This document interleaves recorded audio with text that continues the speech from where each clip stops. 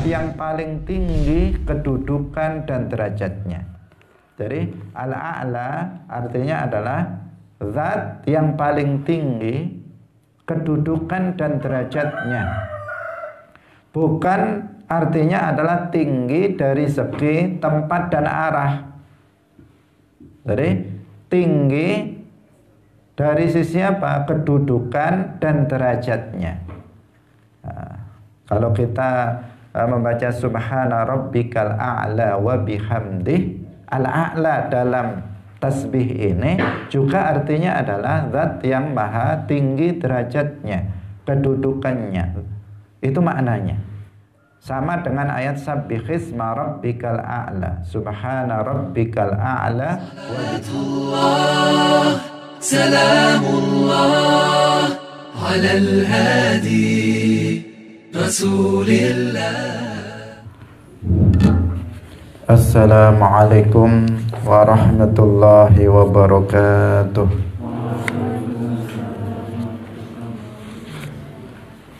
Alhamdulillahi rabbil alamin.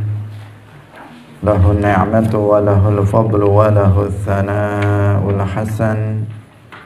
Wassalawatullahil barrir rahim wal malaikatil muqarrabin ala sayyidina wa maulana Muhammadin wa ala alihi wa ashabihi tayyibin tahirin.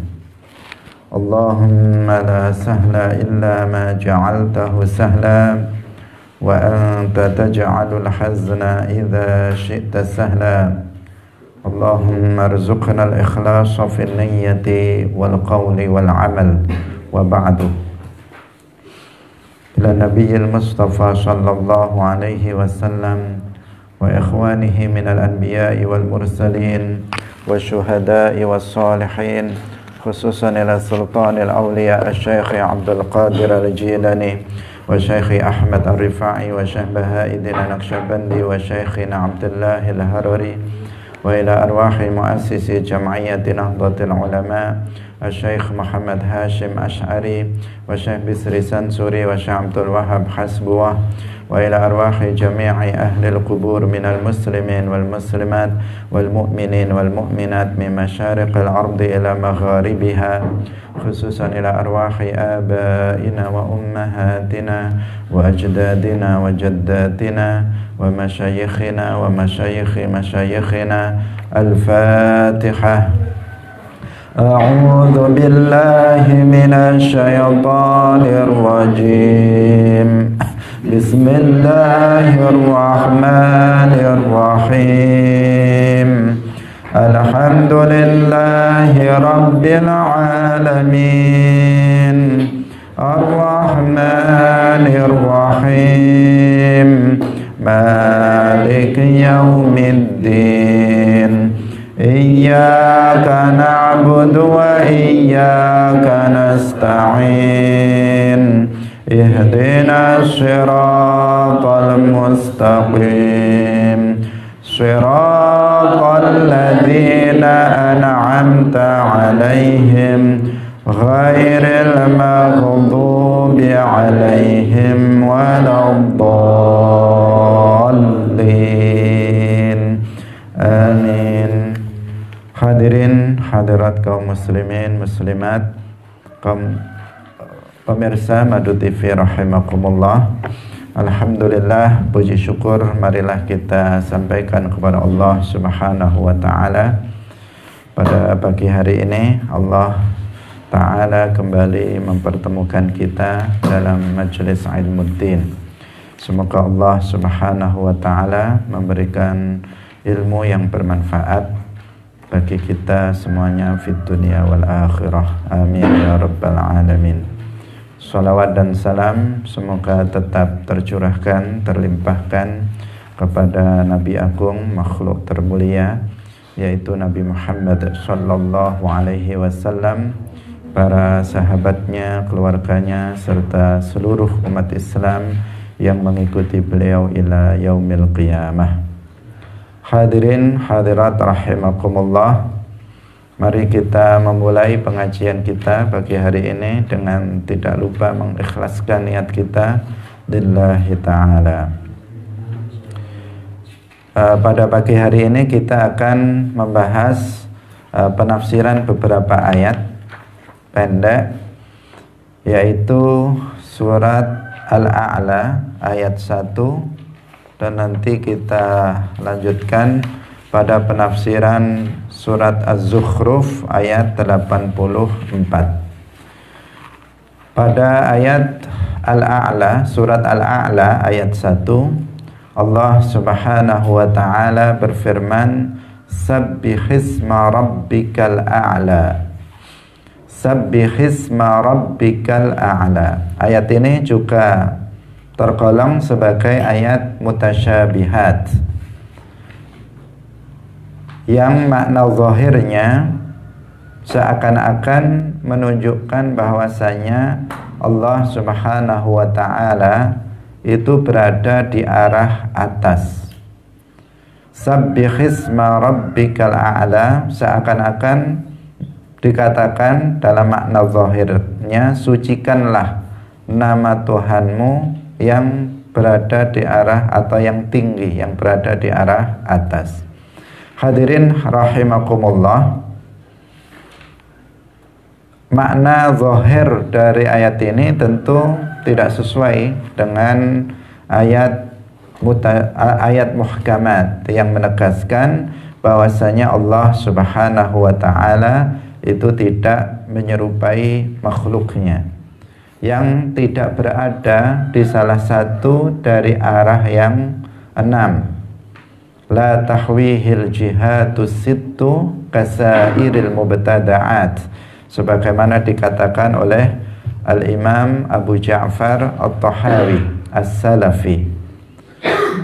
Allah itu tidak diliputi oleh arah yang 6, tidak berada di atas, tidak di bawah, tidak di depan, tidak di belakang, tidak di kanan, dan juga tidak di kiri. Tidak berada di salah satu dari arah yang 6 dan tidak berada di seluruh arah yang 6. Inilah keyakinan yang disepakati oleh seluruh umat Islam. Nah, maka jika ada ayat-ayat Al-Quran yang mengindikasikan seolah-olah dikatakan bahwa Allah itu berada di arah tertentu dari arah yang 6 ini, maka ayat tersebut harus ditakwilkan. Nah, ditakwilkan agar selaras dengan ayat yang muhkamat. Hadirin rahimakumullah, dalam ayat ini sendiri diawali dengan firman Allah Subhanahu wa ta'ala, Sabbihisma rabbika. Nah, sabbih artinya adalah sucikanlah. Sabbihisma rabbikal a'la, sucikanlah nama Tuhanmu. Nah, diawali dengan itu, artinya disucikan dari apa? Disucikan dari sifat-sifat yang tidak layak bagi Allah Subhanahu wa ta'ala. Bahwa Allah Subhanahu wa ta'ala itu disucikan dari sifat-sifat makhluk, karena semua sifat makhluk adalah sifat-sifat yang tidak layak bagi Allah Subhanahu wa ta'ala. Nggak boleh seseorang mensifati Allah dengan sifat makhluk. Barang siapa yang mensifati Allah dengan sifat makhluk, maka dia telah mensifati Allah dengan sifat-sifat naqas, sifat kurang, sifat yang tidak layak bagi Allah, sifat yang tidak menunjukkan kesempurnaan bagi Allah Subhanahu wa ta'ala. Jadi semua sifat-sifat makhluk itu adalah sifat yang tidak layak bagi Allah. Nah, sifat makhluk itu kita tahu diantaranya adalah seperti berubah. Bahkan ini adalah sifat makhluk yang paling pertama, yang paling besar adalah berubah. Ini merupakan tanda makhluk yang terbesar. Berada pada arah, ini juga sifat makhluk. Berada pada tempat tertentu, ini juga sifat makhluk. Memiliki bentuk, sifat makhluk. Memiliki ukuran adalah sifat makhluk. Memiliki warna juga sifat makhluk, dan seterusnya. Nah, Sabbihisma rabbikal a'la, sucikanlah nama Tuhanmu dari menyerupai dari sifat-sifat makhluk. Artinya nggak boleh kita mengatakan Allah itu berubah, dulu begini kemudian sekarang begini, tidak boleh. Nah, tidak boleh dikatakan zat Allah itu berubah, tidak boleh dikatakan sifat Allah itu berubah. Karena itulah maka Ahlus Sunnah wal Jamaah meyakini bahwa zatullah azaliyun abadiyun. Zat Allah itu tidak berpermulaan, tidak berpenghabisan, artinya tidak berubah. Ahlus Sunnah wal Jamaah juga meyakini bahwa sifatullah azaliyatun abadiyatun. Sifat-sifat Allah itu tidak berpermulaan juga tidak berpenghabisan. Artinya sifat-sifat Allah itu juga tidak berubah-ubah. Ilmu Allah tidak berubah-ubah. Kalamullah tidak berubah-ubah. Karena itu bukan bahasa, bukan huruf, bukan suara. Ilmu Allah, kemudian iradatullah tidak berubah-ubah.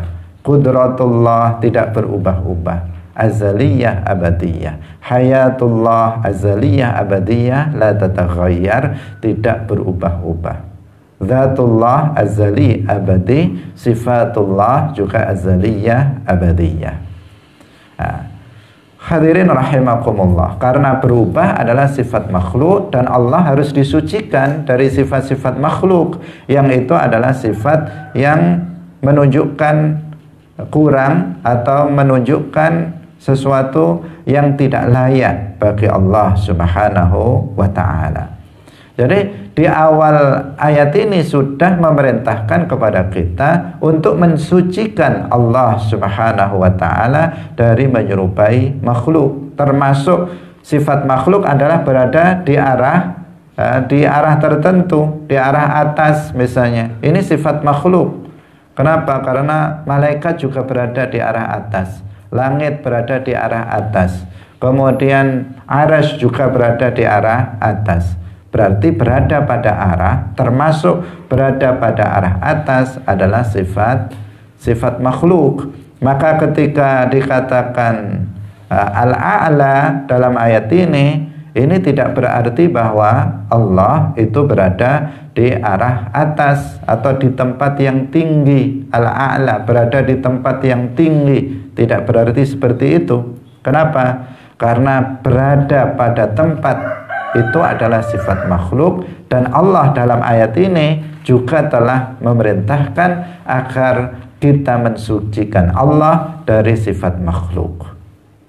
Jadi kalau dipahami al-a'la itu adalah berada di tempat yang tinggi atau berada di arah atas, maka itu akan bertentangan dengan perintah Allah sendiri agar kita itu mensucikannya dari menyerupai makhluknya. Agar kita mensucikannya dari sifat-sifat makhluk. Nah, akan kontradiksi dalam satu ayat yang pendek saja. Karena itulah maka para ulama Ahlus Sunnah wal Jamaah menjelaskan bahwa al-a'la, sabbihisma rabbikal a'la. Al-a'la artinya adalah zat yang paling tinggi kedudukan dan derajatnya. Jadi al-a'la artinya adalah zat yang paling tinggi kedudukan dan derajatnya. Bukan artinya adalah tinggi dari segi tempat dan arah. Jadi tinggi dari sisi apa? Kedudukan dan derajatnya. Nah, kalau kita membaca subhana rabbikal a'la wa bihamdih, al-a'la dalam tasbih ini juga artinya adalah zat yang maha tinggi derajatnya, kedudukannya. Itu maknanya. Sama dengan ayat sabbihisma rabbikal a'la, subhana rabbikal a'la wa bihamdih. Ketika kita sholat membaca tasbih itu, maka jangan kemudian membayangkan bahwasanya Allah Subhanahu wa ta'ala itu berada di tempat yang tinggi, di atas langit. atau di atas arsy. Ya, tetapi kita mengetahui maknanya bahwa Allah Subhanahu wa Ta'ala itu Al-A'la, artinya Allah Subhanahu wa Ta'ala itu zat yang paling tinggi derajatnya, yang paling tinggi kedudukannya. Bukan tinggi makannya, makan tempat, tetapi tinggi makanah, dari segi kedudukan, dari segi derajatnya. Nah, ini yang penting untuk diperhatikan, karena kita sering dalam setiap sholat kita membaca berkali-kali Subhana rabbikal a'la wa bihamdi. Sebagian orang karena dia dikatakan kepadanya bahwa sholat itu harus khusyuk, sholat itu harus khusyuk agar mendapatkan pahala. Jika orang itu sholat tidak khusyuk sama sekali, maka nggak ada pahalanya. Semakin banyak khusyuknya, maka semakin banyak pahalanya, termasuk di dalam rukuk, di dalam sujud, di dalam semua sholat dari awal hingga akhir. Jika seseorang khusyuk, maka dia akan mendapatkan pahala lebih banyak.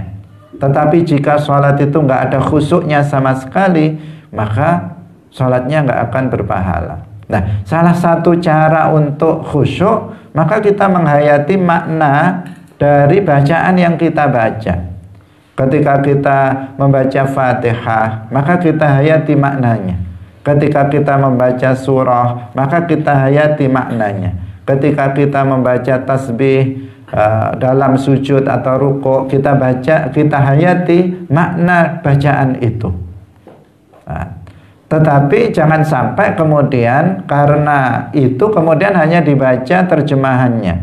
Subhana rabbikal a'la wa bihamdih, Maha suci Tuhan yang tinggi. Kemudian dia memiliki bayangan, memiliki gambaran atau khayalan bahwa Allah itu berada di tempat yang tinggi. Maka di sini jadinya bukan khusyuk, malah nanti bisa menyebabkan dia jatuh pada paham kufur, yaitu paham tasybih. Dia inginnya khusyuk, malah bukan khusyuk yang didapatkan, tetapi tetapi dia jatuh kepada kekufuran. Nah, karena itu harus berhati-hati. Sebagian orang ketika dia bertakbir Allahu Akbar, kemudian dia karena disuruh khusyuk membayangkan Allah itu besar bentuknya, ukurannya. Ketika disuruh membaca Sabbihisma rabbikal a'la, kemudian dia membayangkan Allah itu berada di tempat yang tinggi sekali. Nah, kalau kemudian dia meyakini hal itu, maka dia telah terjatuh kepada paham kufur yang disebut dengan tasybih, telah masuk ke dalam salah satu dari pintu kekufuran, yaitu paham tasybih. Maka harus seseorang memahami betul makna dari bacaan-bacaan yang kita baca dalam sholat. Karena memang untuk khusyuk itu kan kita dianjurkan kita untuk memahami apa yang kita baca. Setiap yang kita baca, kita pahami, maka akan timbul khusyuk. Khusyuk itu artinya adalah menghadirkan rasa cinta, rasa takut, rasa pengagungan kepada Allah Subhanahu wa Ta'ala di dalam hati ketika sholat. Khusyuk itu bukan membayangkan Allah. Khusyuk itu bukan menggambarkan Allah. Sebagian orang menganggap khusyuk itu artinya memikirkan zat Allah, atau khusyuk itu artinya membayangkan Allah. Sebagian orang menganggap seperti itu, sampai kalau sholat merem-merem misalnya, dia membayangkan Allah Subhanahu wa Ta'ala. Padahal Allah laisa suratan la yutasawwar. Allah itu bukan sebuah bentuk jisim yang bisa digambarkan, yang bisa dikhayalkan. Sebagian orang ada ketika dia sholat pengen khusyuk, kemudian dipejamkan matanya, kemudian muncul kelemun-kelemun, dianggap itu adalah Allah. Wal'iyadzubillah, akidah yang menyimpang dari akidah Ahlus Sunnah gara-gara apa? Tidak belajar. Jadi khusyuk bukan membayangkan Allah. Khusyuk itu adalah dengan menghadirkan pengagungan kepada Allah di dalam hati. Jadi menghadirkan rasa pengagungan, rasa cinta, takut kepada Allah di dalam hati ketika sholat. Itu yang disebut khusyuk. Bukan membayangkan Allah. Lah, agar hati ini penuh dengan pengagungan kepada Allah, penuh dengan cinta kepada Allah, takut kepada Allah, maka caranya adalah dengan kita memahami apa yang kita baca dan kita hayati apa yang kita baca dalam sholat itu. Nah, atau misalnya dengan kalau memahami sulit karena orang awam nggak pernah belajar apa makna Al-Fatihah, apa makna tasbih, apa makna takbir, bacaan-bacaan sholat, dia tidak bisa mengetahui maknanya, maka dia bisa dengan cara yang kedua, yaitu dengan menetapkan di dalam hatinya, menanamkan di dalam hatinya sebelum sholat bahwa sholat yang dia lakukan adalah sholatul muwaddi'. Nah, sholatul muwaddi' artinya sholatnya orang yang berpamitan. Sholatnya orang yang berpamitan, sholatul muwaddi'. Ini adalah sholat terakhir saya. Setelah ini bisa jadi saya nggak sholat lagi karena sudah mati. Nah, maka dia harus sholatnya seperti sholatnya orang yang berpamitan akan meninggalkan dunia ini. Nah, jika seperti itu, maka dalam sholatnya dia akan muncul rasa takut, rasa cinta dan rasa pengagungan kepada Allah Subhanahu wa ta'ala dengan cara seperti itu. Nah, kalau dengan menghayati makna bacaan yang kita baca, maka di sini harus waspada, jangan sampai kemudian keliru dalam memahaminya. Sabbihisma rabbikal a'la wa bihamdih, kemudian dipahami Allah itu apa? Allah itu berada di tempat yang tinggi, al-a'la. Karena diterjemahkan saja al-a'la artinya yang maha tinggi, kemudian dipahami tinggi dari sisi arah atau tinggi dari sisi tempat. Padahal al-a'la dalam ayat ini artinya tinggi dari segi kedudukan dan derajatnya. Sebagaimana dalam ayat sabbihisma rabbikal a'la.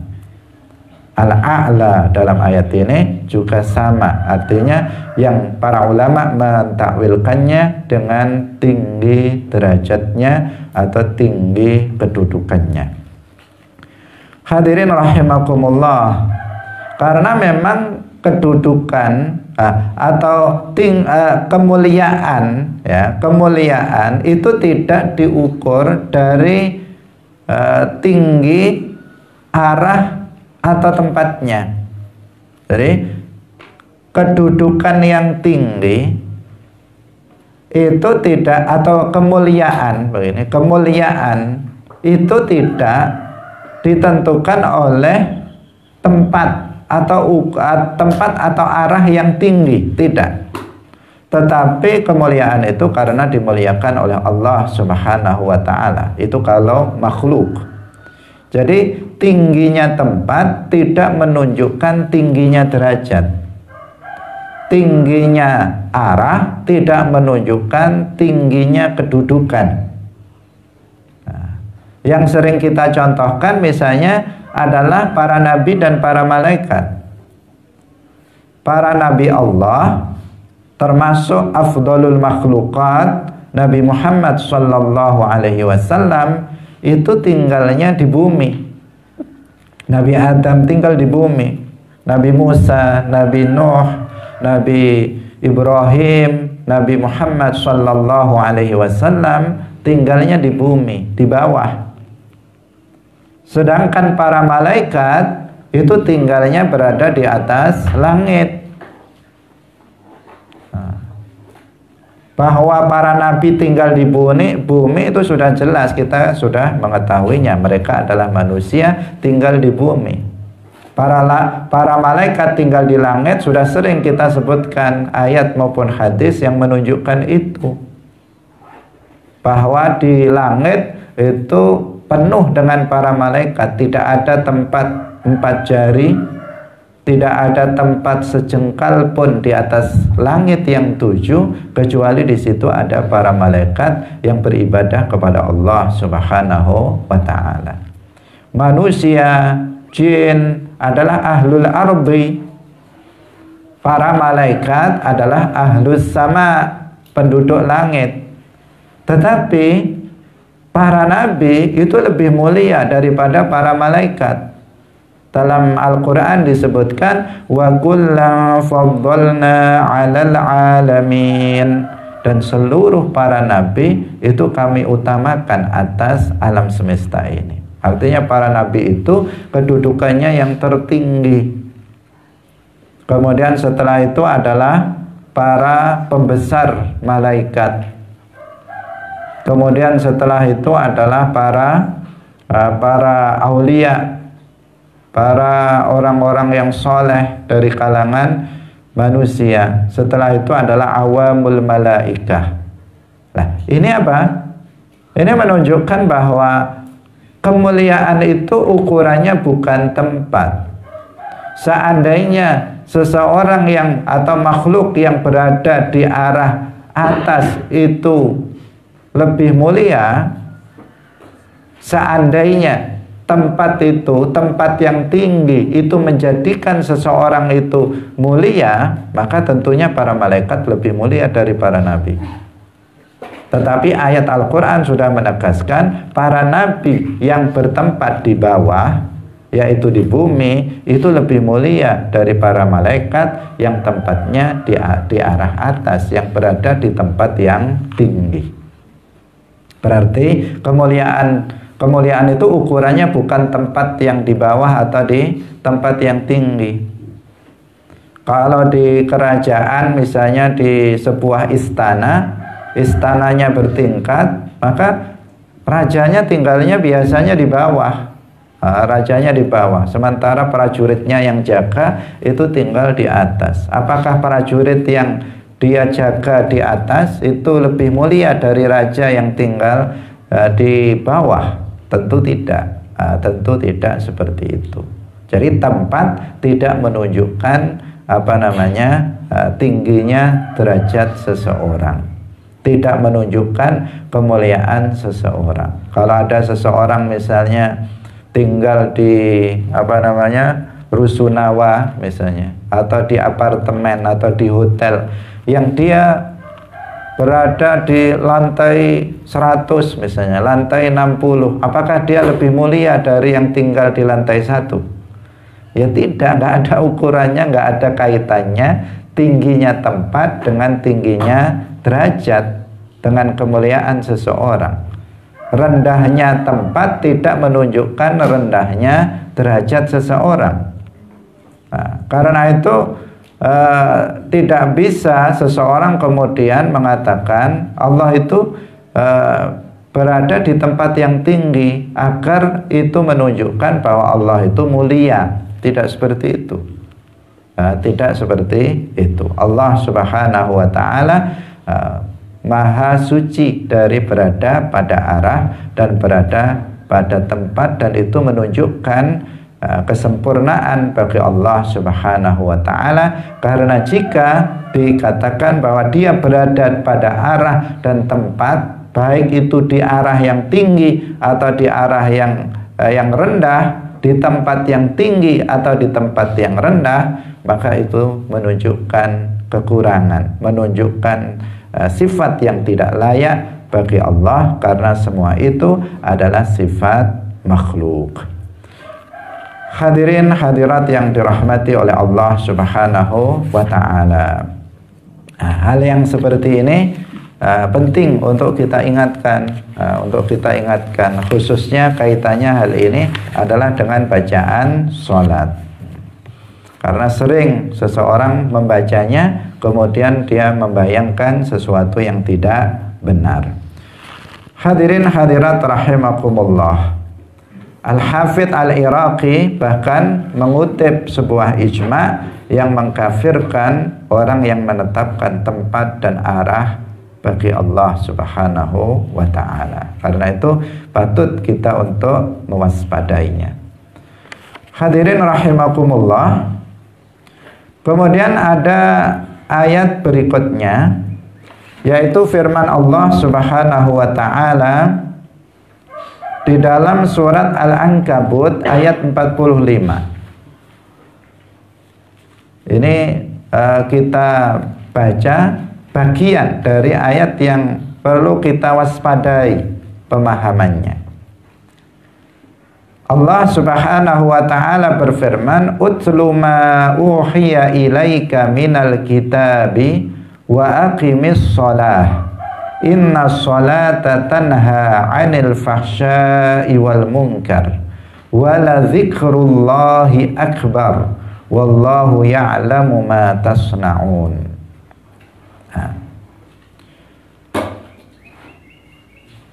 Pada ayat wala dzikrullahi akbar ini kita harus mewaspadai pemahamannya. Jangan sampai kemudian ada kekeliruan di dalam memahami ayat ini.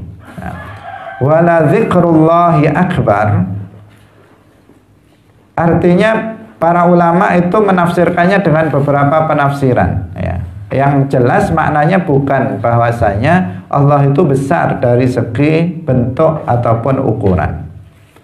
Sebagian ulama memberikan penafsiran, menjelaskan bahwa penafsiran wala dzikrullahi akbar artinya pemberian pahala oleh Allah terhadap ibadah yang dilakukan oleh para hambanya itu lebih besar daripada ibadah yang dilakukan oleh para hambanya.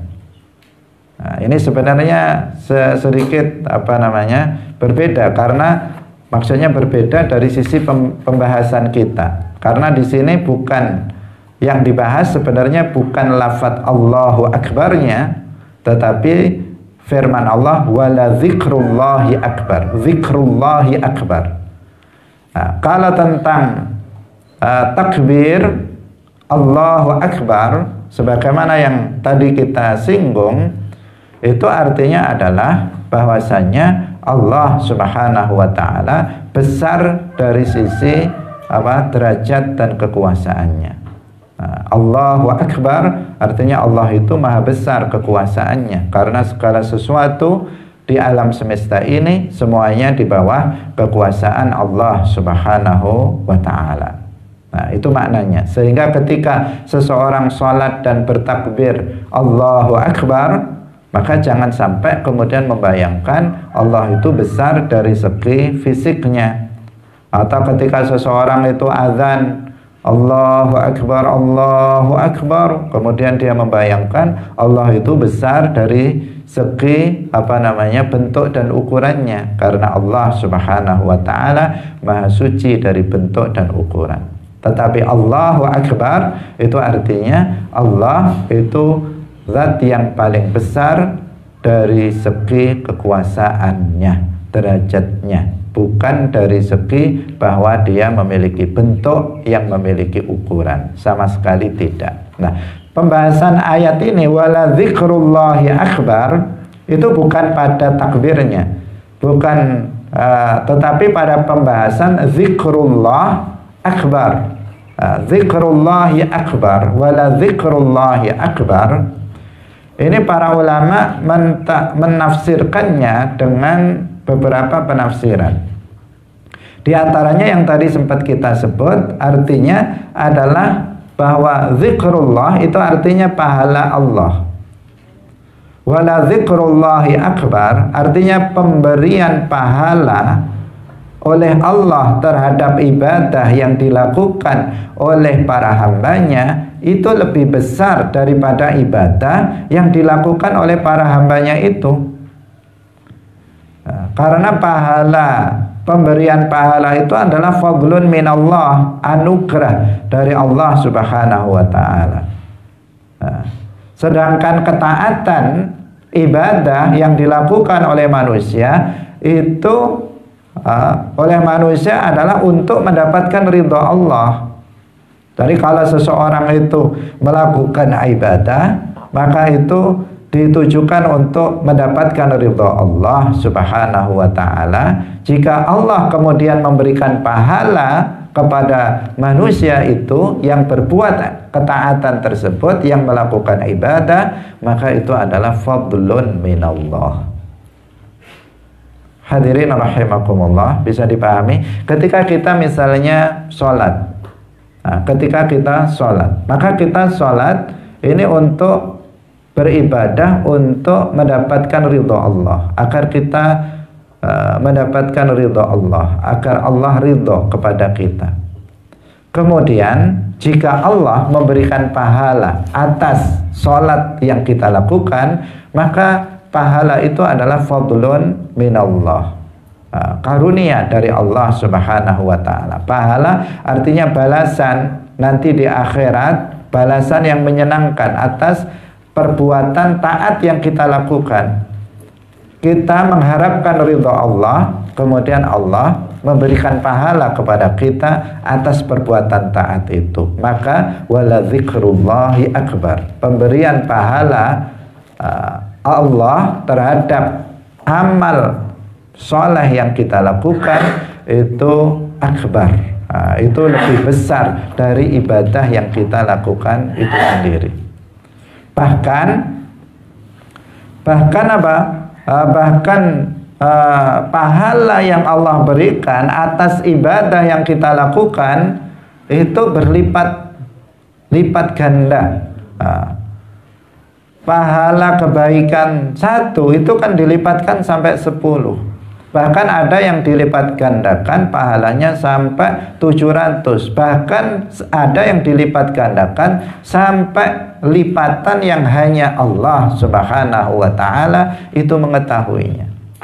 Satu perbuatan baik itu setara atau diberi pahala sampai 10 kali, bahkan lebih dari itu.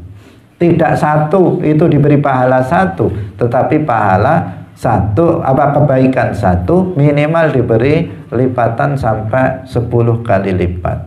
Nah, ini menunjukkan apa? Bahwa pahala Allah yang diberikan oleh Allah untuk kita itu akbar, itu lebih besar daripada amal ibadah yang kita lakukan itu sendiri. Dan itu semuanya adalah fadlun minallah, karunia dari Allah Subhanahu wa ta'ala.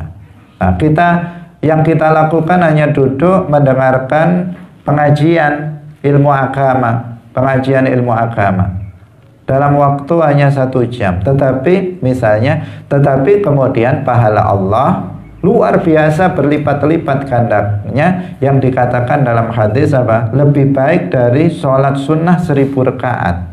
Nah, itu kan sesuatu yang sangat besar, lebih besar dari apa yang kita lakukan.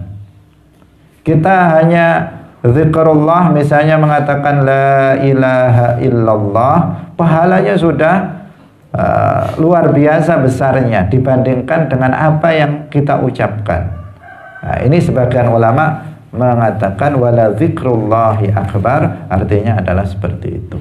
Nah, sebagian ulama yang lain mengatakan bahwa wala zikrullahi akbar, zikir dalam ayat ini artinya adalah zikir dalam sholat. Bahwa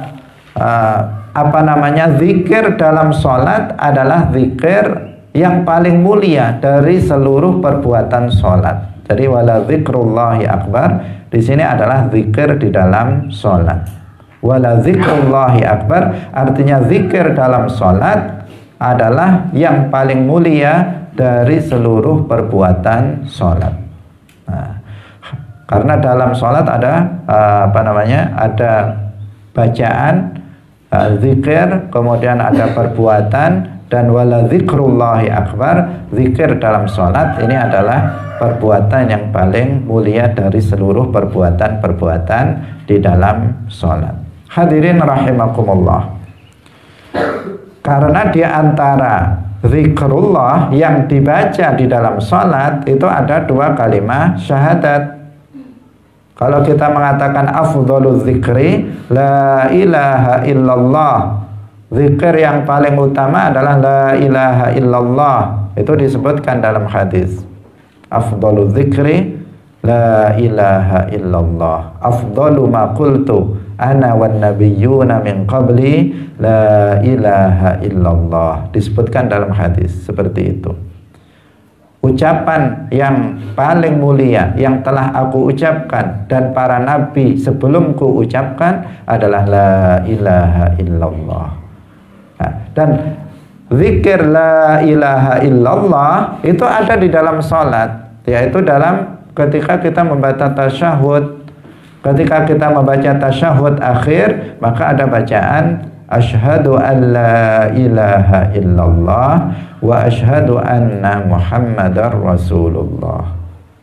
Ini adalah afdhalul zikri dan dia ada di dalam salat. Karena itulah maka dikatakan wala zikrullahi akbar. Zikir dalam salat adalah perbuatan yang paling mulia dari perbuatan-perbuatan salat lainnya. Karena di antara zikrullah yang ada dalam salat adalah 2 kalimat syahadat yang merupakan aslul Islam, yang merupakan babul Islam.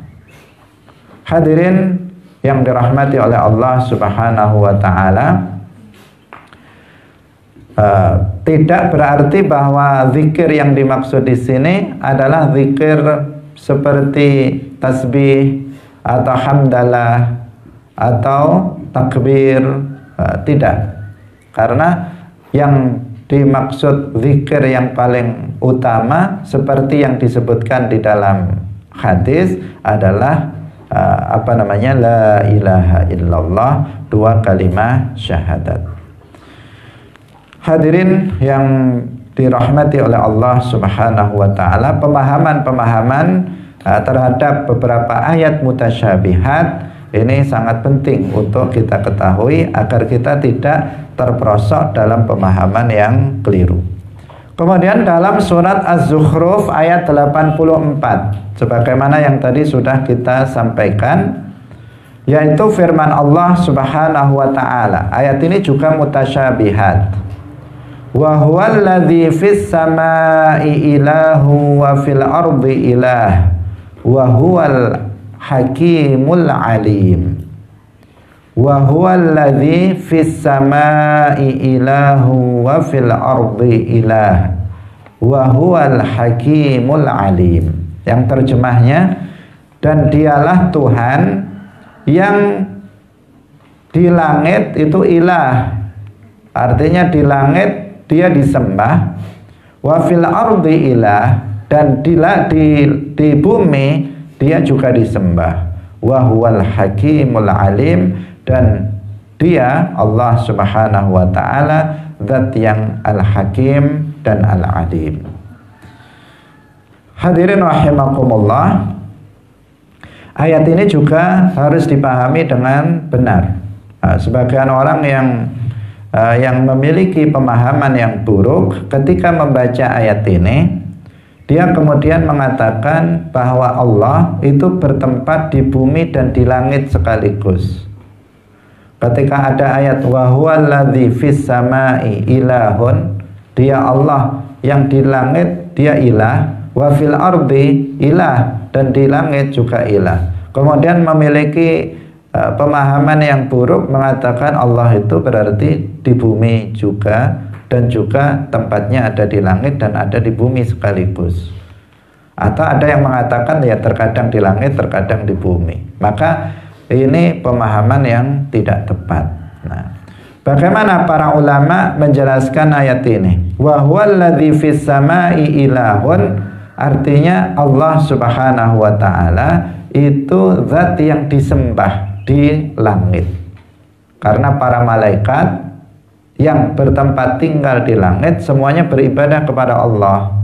Maka fis samai ilahun, artinya para malaikat yang ada di langit mereka beribadah menyembah Allah Subhanahu wa taala. Karena ahlus sama adalah para malaikat. Itu makna dari fis samai ilahun. Wa fil ardi ilahun, dan di bumi Allah itu ilah. Bukan artinya Allah itu di bumi, tetapi di bumi Allah Subhanahu wa taala itu disembah. disembah. Yang menyembah di bumi, yang di bumi itu yang menyembah. Sebagaimana tadi fis samai ilah, yang di langit itu yang menyembah, yaitu para malaikat yang berada di langit itu menyembah Allah, bukan artinya Allah di langit. Wa fil ardi ilah, artinya makhluk yang berada di bumi itu yang beribadah menyembah Allah, bukan artinya Allah itu di bumi, bukan seperti itu. Nah, yang di bumi yang menyembah Allah ya seperti para nabi, semuanya menyembah Allah. Seperti orang-orang muslim, para aulia, para sholihin, mereka beribadah kepada Allah Subhanahu wa ta'ala. Kalau di langit, semua makhluk di langit, para malaikat, mereka beribadah kepada Allah. Kalau di bumi, ada sebagian yang mau beribadah kepada Allah, tetapi ada juga manusia ataupun jin yang kufur kepada Allah, yang tidak mau beribadah kepada Allah Subhanahu wa ta'ala. Para nabi, para aulia, para orang-orang muslim, mereka yang beribadah kepada Allah. Ini maksud dari firman Allah, wa fil ardi ilahun. Nah, jadi ayat-ayat yang seperti ini terkadang menimbulkan pemahaman orang yang nggak mau belajar, itu pemahaman yang menyimpang dari akidah Ahlus Sunnah wal Jamaah. Nah, orang yang mengatakan Allah itu bertempat tinggal di langit berdasarkan ayat ini, atau dia mengatakan Allah bertempat tinggal di bumi berdasarkan ayat ini, maka dia telah menyerupakan Allah dengan makhluknya. Kita telah tahu kalau dia mengatakan Allah di bumi, banyak sekali serupanya. Manusia, jin, binatang, tumbuh-tumbuhan, itu semuanya ada di bumi, akan menyerupakan Allah dengan semua makhluk itu. Jika dikatakan Allah di langit, juga akan menyerupakan Allah dengan para malaikat, akan menyerupakan Allah dengan makhluk-makhluk yang lain yang berada di atas langit. Nah, karena itu harus dipahami ayat ini dengan pemahaman yang benar. Wa huwallazi fis samai ilahun, artinya dia Allah yang di langit disembah oleh para malaikat. Di langit, bukan Allahnya yang di langit. Para malaikatnya yang di langit itu yang menyembah Allah, sementara Allah maujudun bila makan. Wa fil ardi ilah, dan di bumi sebagian manusia dan jin mereka beribadah kepada Allah. Bukan Allah yang di bumi, tetapi mereka yang menyembah Allah, mereka ada di bumi, sementara Allah Subhanahu wa ta'ala itu maujudun bila makan. Allah ada tanpa tempat dan bila jihah, dengan tanpa arah. Nah, di akhir ayat ini Allah Subhanahu wa ta'ala berfirman, wa huwal hakimul alim. Wa huwal hakimul alim. Allah itu al-hakim, artinya zat yang tepat dalam menciptakan segala sesuatu sebagaimana yang telah dia kehendaki. Karena Allah Subhanahu wa ta'ala itu maha mengetahui terhadap akibatul umur, terhadap akibat dari segala sesuatu, maka Allah Subhanahu wa ta'ala itu menciptakan segala sesuatu itu tepat sesuai dengan apa yang dia kehendaki. Nah, kemudian al-alim, Allah Subhanahu wa ta'ala artinya zat yang maha sempurna ilmunya, pengetahuannya, disifati dengan sifat ilmu yang azali abadi, yang tidak serupa dengan ilmu makhluknya. Tidak ada sesuatu pun yang diciptakan oleh Allah Subhanahu wa ta'ala kecuali Allah Subhanahu wa ta'ala mengetahuinya, karena memang Allah Subhanahu wa ta'ala yang telah menciptakannya. Tidak ada sesuatu yang samar bagi Allah Subhanahu wa ta'ala. Ini sudah kita jelaskan berkali-kali makna dari nama Allah Al-Alim.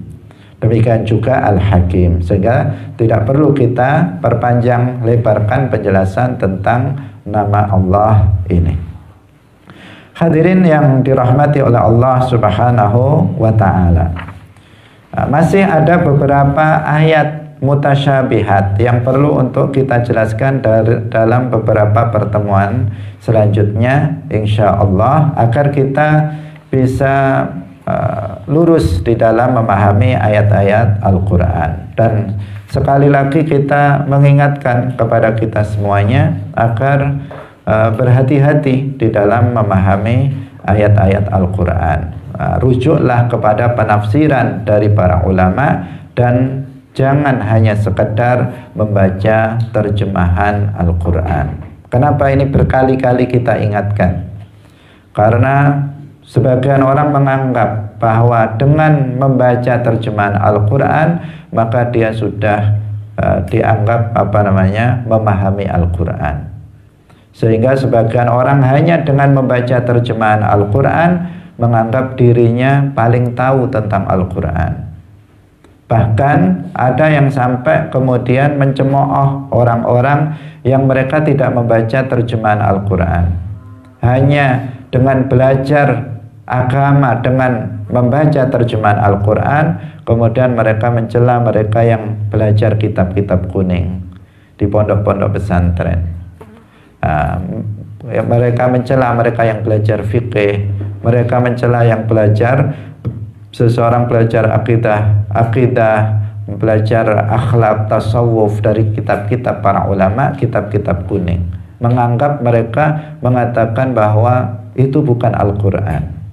Sementara mereka belajar langsung kepada Al-Quran, yaitu padahal mereka membaca hanya terjemahan dari Al-Quran itu. Dan terjemahan Al-Quran itu bukan Al-Quran. Al-Quran itu yang berbahasa Arab.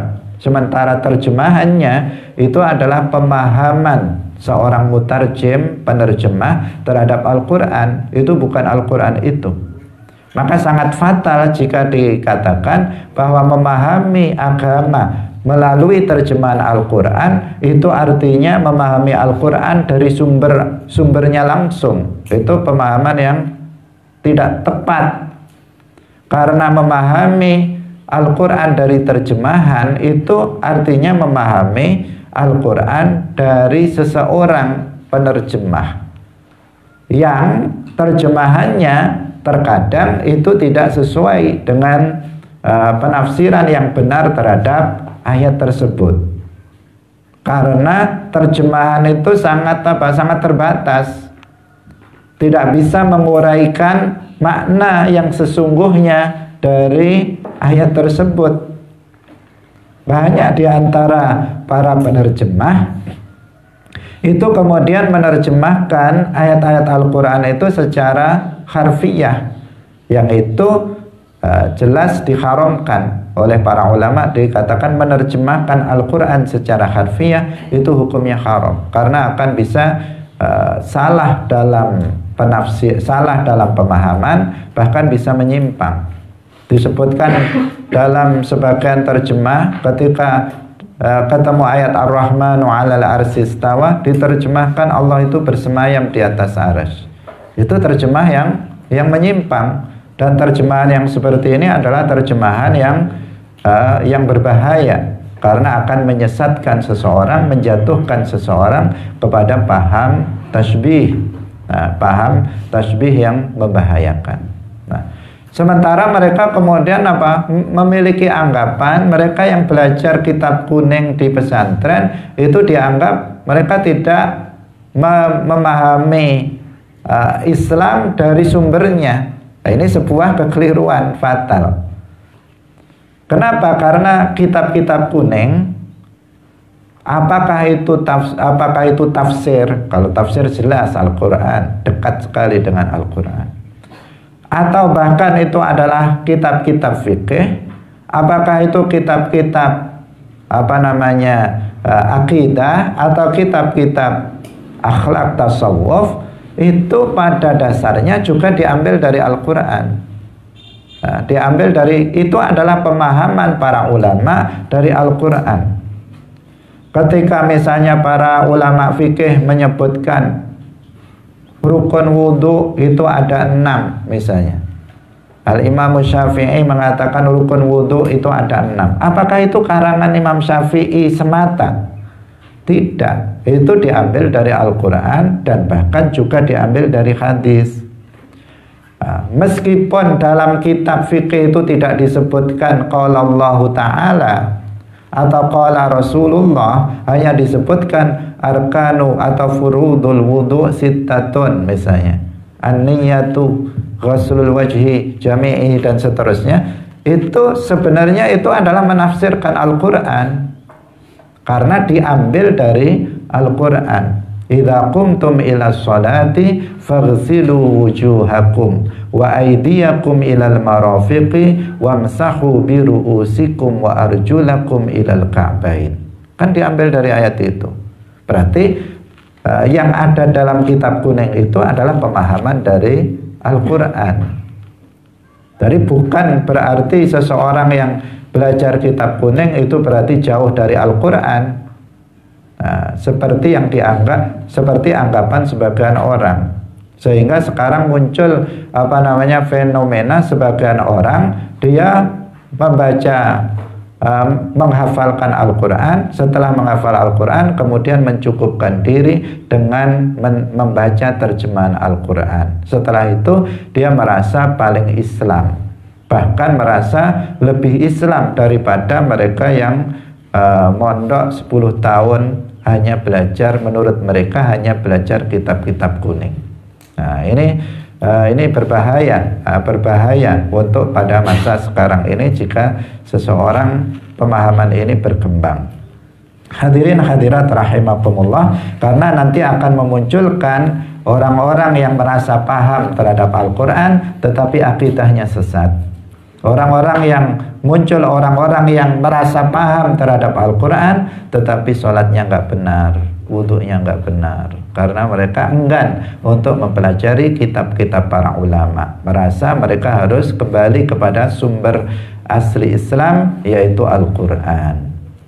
Nah, demikian pengajian kita pada pagi hari ini. Nah, semoga kita semuanya diberikan pemahaman terhadap ilmu-ilmu agama, khususnya kaitannya dengan penafsiran ayat-ayat Al-Quran. Barakallahu fikum, wallahul muwaffiq ila aqwamit thoriq. Wassalamualaikum warahmatullahi wabarakatuh. Salamullah ala al-hadi Rasulillah.